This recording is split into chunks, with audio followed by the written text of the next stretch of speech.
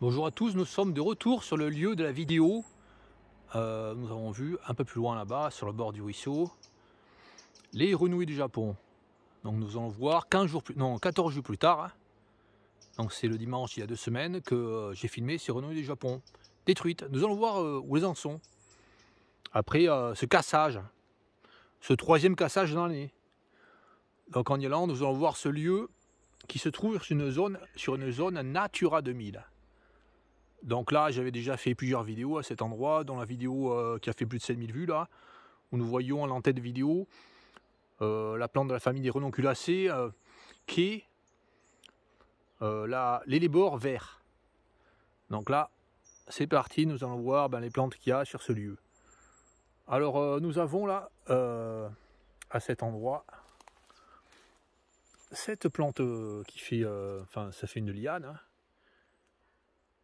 Une plante particulière, d'une famille particulière. Il n'y a pas beaucoup de plantes de cette famille en France, hein. Donc c'est une plante de la famille des Cannabacées. Et ça, c'est une plante que vous allez tous manger. Enfin manger dans une boisson, hein. C'est le houblon. Donc utilisé pour mettre pas dans toutes les bières, mais dans certaines bières. C'est ce qui donne l'amertume aux bières. Donc le houblon. Plante qui vit de manière sauvage en France. Cannabacée, même famille que le cannabis, et même famille que l'arbre, le micocoulier. Donc je connais pas d'autres plantes de cette famille en France. Hein. Bon, il y en a peut-être, mais je connais pas, qui sont pas populaires en tout cas. Les fleurs du houblon. Donc il y a les feuilles qui sont assez grandes, je montre. Et puis ça grimpe dans les plantes. Ça grimpe dans les arbres. Il y en a pas mal, il y en a en bordure de la Garonne à certains endroits de ce houblon. Donc là, c'est un endroit vraiment propice aux papillons. Hein. Nous avons le houblon qui permet la vie des papillons. Hein. Donc comme plante, comme papillons qui peuvent se nourrir de houblon, il y a le pont du jour et également le petit marchand, non pas le petit marchand, également le Robert le Diable. Et puis là, des orties qui permettent de nourrir plein de papillons, hein. Enfin de chenilles de plein d'espèces de papillons. Hein. Donc là, les chenilles du pont du jour, du Robert le Diable, du Vulcain, de la carte géographique, de la petite tortue, peuvent se nourrir des orties. Là, nous avons une forêt d'aulnes. Donc à côté des ruisseaux, c'est commun qu'il y ait des forêts d'aulnes. Je vais essayer de zoomer là pour montrer les feuilles. Ouais, les aulnes. L'aulne glycineux, qui est une des plantes hôtes pour le papillon, le petit mar changeant. Donc un endroit qui permet la vie de papillons. Hein. Et là, j'en oublie, il y a d'autres papillons qui vont sur ces plantes que j'ai citées là. Là, nous avons...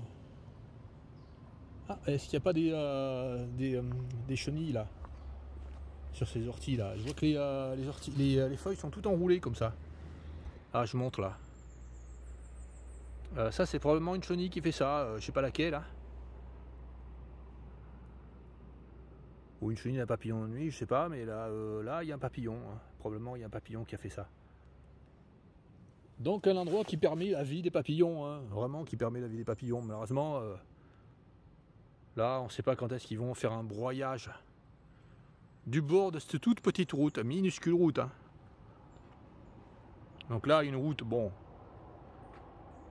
une départementale, moyennement grande, elle n'est pas très grande non plus. Hein. Et là, il y a une toute petite route qui mène à quelques châteaux vers là-bas. Donc c'est un endroit vraiment à très faible circulation. Mais ces endroits comme ça, à très faible circulation, ils continuent quand même à faire des broyages intempestifs de la végétation. Là, j'avais déjà filmé là sur ce bord de route plein de pulmonaires. Au printemps, malheureusement, ils ont fait un broyage de toutes les pulmonaires qu'il y avait. Hein. Peu de temps après que j'ai fait la vidéo. Hein.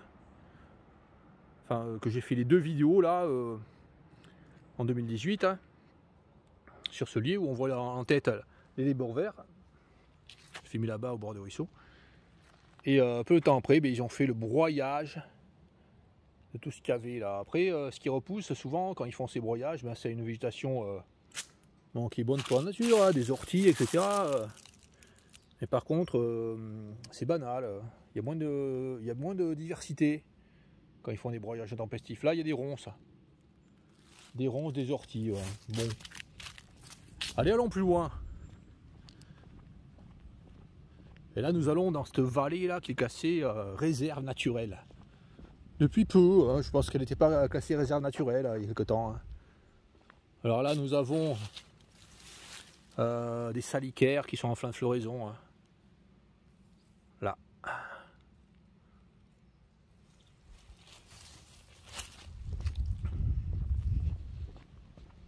Là, malheureusement, des robiniers faux acacias.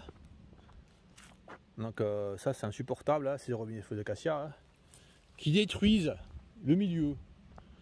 Partout où les robinets faux acacias s'installent, le milieu s'appauvrit. Donc là, le robinet faux acacia, une plante, enfin un arbre qui vient d'Amérique, enfin des États-Unis, de la partie est des États-Unis. Plante de la famille des Fabacées.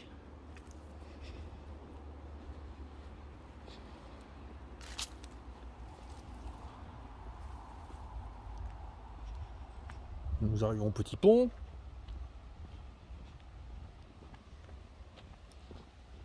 Alors là, nous avons vu là plusieurs fois, j'ai filmé cet endroit là. Même des vidéos de 2019, ouais. Ouais, une vidéo là où j'ai filmé les sangliers là quelque temps, enfin vers là-bas là. Une trentaine de sangliers. Et là, nous avons un énorme peuplier noir. Donc le peuplier noir, c'est le peuplier qui vit là en Gironde.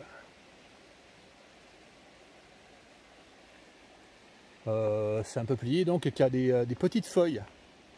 Il y a le peuplier hybride qui est issu d'un peuplier américain, des peupliers français, hein, enfin des peupliers européens, qui lui a des très grandes feuilles. Là c'est le peuplier noir, enfin l'espèce sauvage.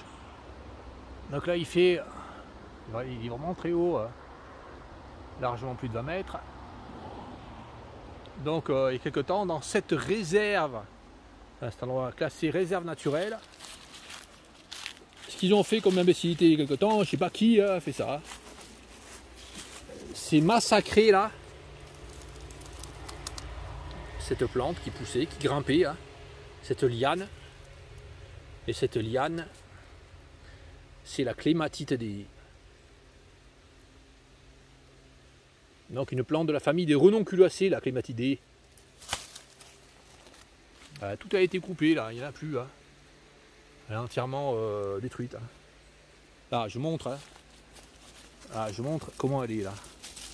Voilà ce qu'ils ont fait ces imbéciles là.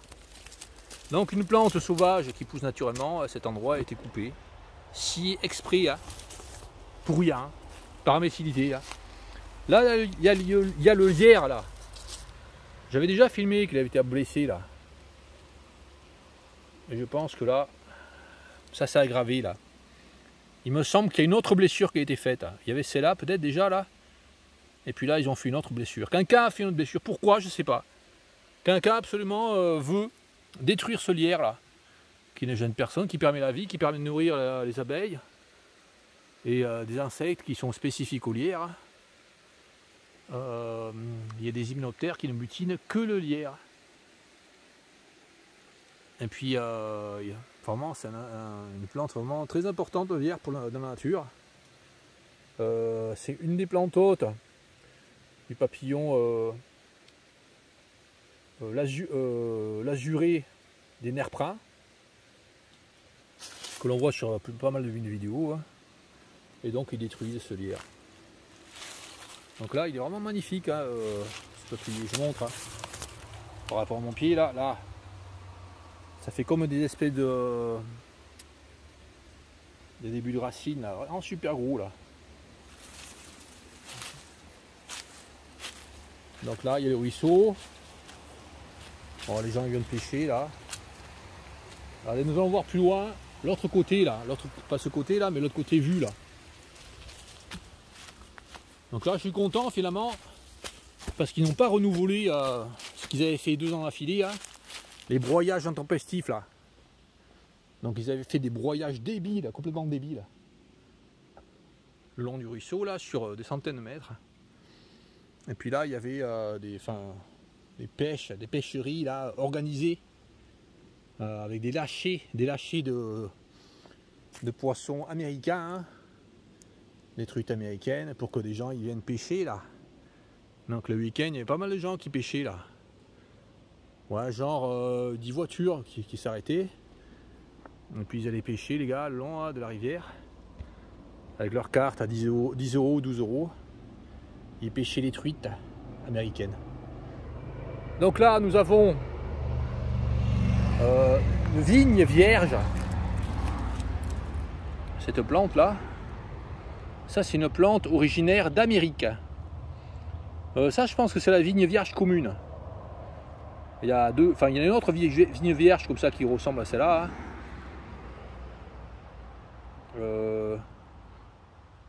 C'est la vigne vierge Saint-Foliol. Celle-là, Saint-Foliol. Mais l'autre, elle est légèrement différente. Hein. Je pense que les folioles sont plus étroites. Puis il y a les crampons. Voilà, l'autre, il y a les crampons. Ça fait des vrilles à des endroits quand ça grimpe aux hanches. Il y a des crampons au niveau des vrilles. Et celle-là, il n'y a pas de crampons au niveau des vrilles. Je pense qu'il faudrait en voir une. Bon, elle se ressemble en tout cas très fortement. La vigne vierge, ça, je pense que c'est la vigne vierge commune. Donc, une plante originaire des États-Unis. Ouais, au Canada aussi, là. La vigne vierge, donc une plante invasive, hein, nuisible. Hein. Donc là, on voit sur toute la longueur du trottoir, là, enfin toute la longueur de la bordure route, là, depuis le panneau, là, comme ça, sur au moins 20 mètres, il n'y a pratiquement que de la vigne vierge. Donc cette plante, elle ne permet pas la vie de papillon. Hein. Et là, on s'installe, hein, sans que personne ne fasse rien, hein, dans une réserve naturelle. Enfin, pas une réserve naturelle, une zone classée Natura 2000. Alors là, je montre à quel point ça grimpe dans l'arbre. Toutes ces lianes là, que l'on voit là, avec, ça fait des... ouais, il y en a qui ont les feuilles rouges là. En automne, ça fait des feuilles rouges. Cette vigne vierge. Toutes ces lianes qui grimpent là, c'est de la vigne vierge. Qui grimpe dans cet arbre qui est un cerisier ou un merisier. Bon, c'est difficile à déterminer là, de si loin, comme ça on voit les feuilles. C'est un cerisier ou un merisier qui a été blessé, massacré, hein, parce que les imbéciles qui font ceux qui font l'entretien du bord des routes là, ils passent avec leurs bras articulés là, puis ils raclent bien les arbres là. Donc là, on voit là. Il y a de la gomme qui coule là au milieu de l'image là, parce que l'arbre a été blessé. A été blessé par un engin. Donc d'un côté, la vigne vierge pousse sans problème, là personne ne touche à cette vigne vierge. Alors c'est une plante invasive, reconnue comme plante invasive. Hein. Et de l'autre côté, là à 20 mètres à peine, hein, le long de cet énorme peuplier noir, la plante de la famille des renonculacées, hein, sauvage, qui vit naturellement en France, la clématidée, a été coupée, massacrée. Donc là, la clématidée, plante de la famille des renonculacées, et là, la vigne vierge, famille des vitacées.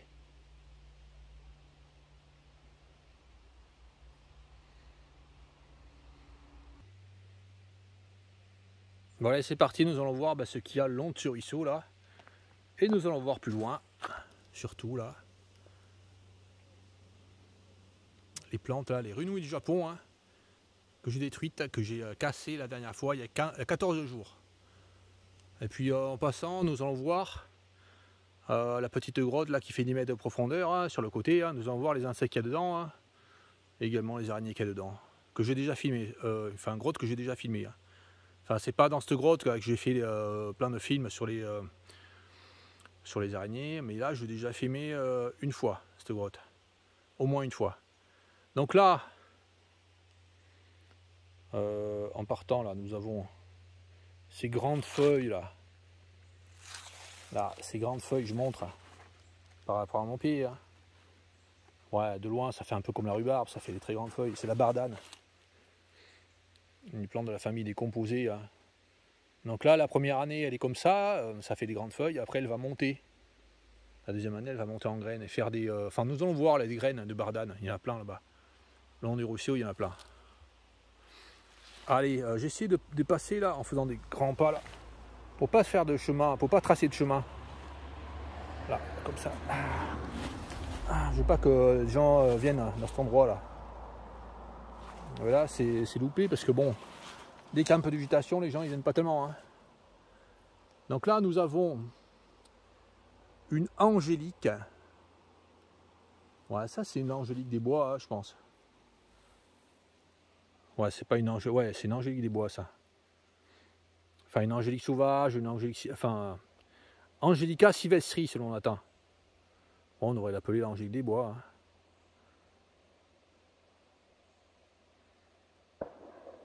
Donc l'angélique. Je montre les feuilles, sont comme ça. L'angélique des bois, c'est une plante haute, enfin, c'est-à-dire nourricière pour le papillon. Enfin, une des plantes hautes hein, pour le papillon, le macaon. Donc c'est une plante de la famille des apiacées, appelée aussi ombellifère. Enfin, c'était autrefois appelé plutôt ombellifère. Maintenant, les noms de famille, certains noms de famille ont changé, on dit plutôt apiacées maintenant. Donc des orties toujours. Et puis là, ben, la vigne vierge, il grimpe. Au-dessus, là, dans l'arbre. Allez, c'est parti, allons plus loin. Donc là, il est 18h30. C'est légèrement sombre, hein, le soleil arrive en biais. Donc là, dans la prairie à côté, il fait un endroit assez lumineux. Mais là, dans la forêt, c'est assez sombre en soirée. Donc là, nous avons la bardane. Je vous montre. Donc la première année, ça faisait... c'était comme ça des feuilles à ras du sol, ces feuilles-là. Et puis après, elle monte. Mais là, elle n'est pas très grosse, là, et elle se trouve trop à l'ombre. Ça monte, après, ça fait des fleurs mauves. Après, ça fait des fruits comme ça qui sont super accrochants. Hein. Mais super accrochants. Ça fait exactement comme le velcro. Hein. Le velcro de vêtements... c'est un mot formé velcro, des mots velours et crochets. Là on voit des petits crochets au bout là. C'est exactement la même taille que les crochets du velcro là. Des petits crochets, exactement, ça doit être vraiment pratiquement la même taille quoi. Des crochets du velcro. Donc ça accroche super bien aux vêtements, aux poils d'animaux là. Donc les animaux quand ils passent. Bah, ces boules là avec plein de graines s'accrochent au poil et puis après les graines finissent par tomber plus loin hein. Et c'est comme ça, enfin une manière de se ressemer de cette plante. Allez c'est parti, allons plus loin. Ces grandes plantes que l'on voit là, avec des épis comme ça là qui tombent, ça c'est pas une graminée ça. Ça là, qui fait des feuilles comme ça là. Des feuilles un peu coupantes. C'est pas une graminée, c'est une plante de la famille des cypéracées. Donc là, les épis sont secs là, au printemps ils sont verts. Et quand on tape dessus comme ça, il y a plein de pollen qui s'envolent. Plante de la famille des cypéracées. Donc, des lèches, on appelle en français des lèches. Ou les carex, nous en latin c'est les carex souvent. Il y a beaucoup comme en latin de genre carex. Donc là il y a vraiment beaucoup de bardanes qui ont fleuri. Hein. Donc là les pieds sont secs avec les graines. Qui accrochent, c'est vraiment incroyable. Donc là je fais attention, j'ai mon sac à dos. Hein. Pourtant il n'est pas particulièrement... c'est pas de la laine, c'est pas du tissu comme ça avec plein de mailles. Il doit être en nylon comme mon sac, mais ça accroche même sur un sac en nylon. Hein. Donc je fais attention là quand je passe à pas laisser mon sac traîner là. contre les graines, parce que sinon il va se retrouver rempli de ces graines. Ah, puis mon short aussi c'est pareil. Ah, j'en prends une là, qui s'accroche à mon short. Là. Bon, ça s'enlève facilement, hein.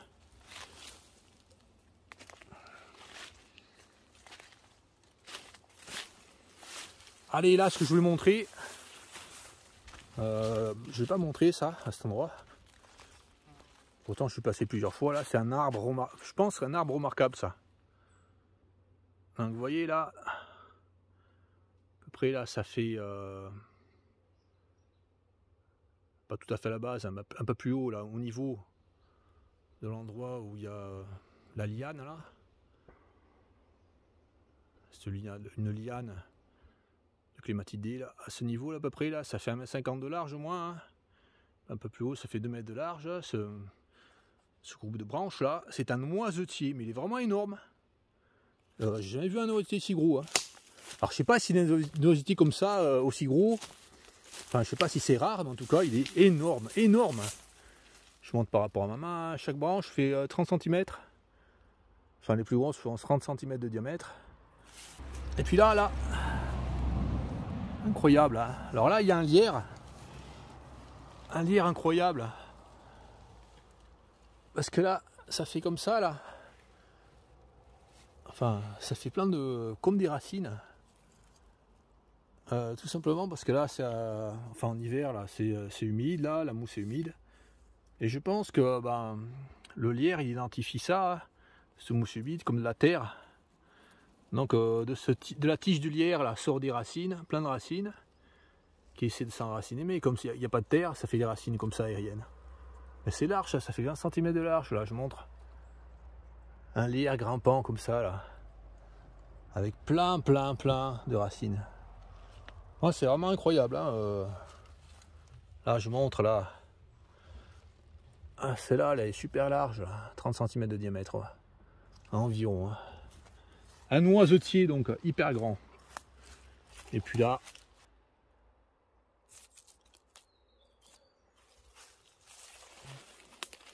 ah, c'est bien un noisetier, hein, je vais montrer, hein. Là, donc on voit les feuilles. Là on voit la branche là. Et puis là, les feuilles. Les noisetiers. Noisetiers, plante de la famille des Bétulacées.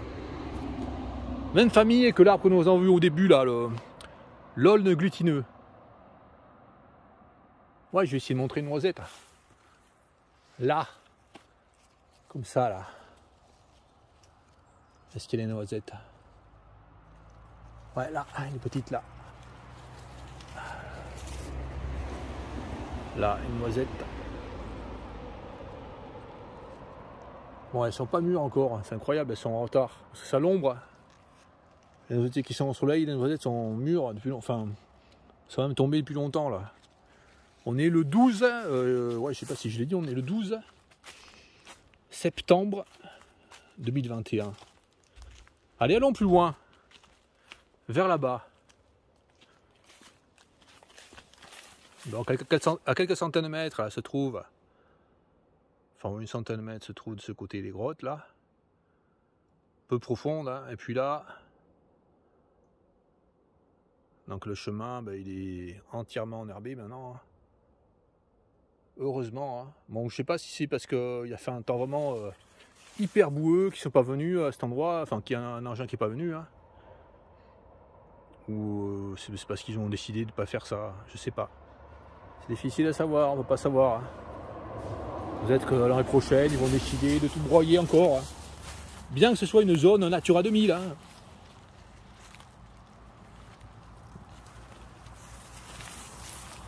Là encore, une angélique. Donc elle est petite, celle-là, c'est une angélique des bois, hein. Donc elle est petite parce que elle est plus petite, il y en a qui sont plus petites. Elle a poussé dans des conditions moins favorables. Allez, allons plus loin.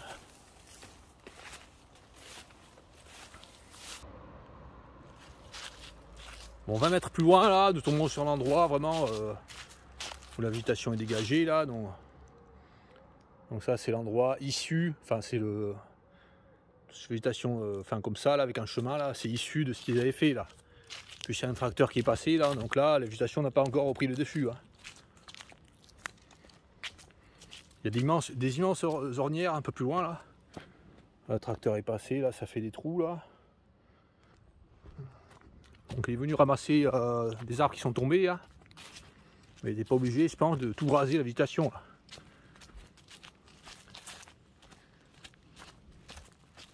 Allez, allons plus loin derrière, là. Derrière ces arbres.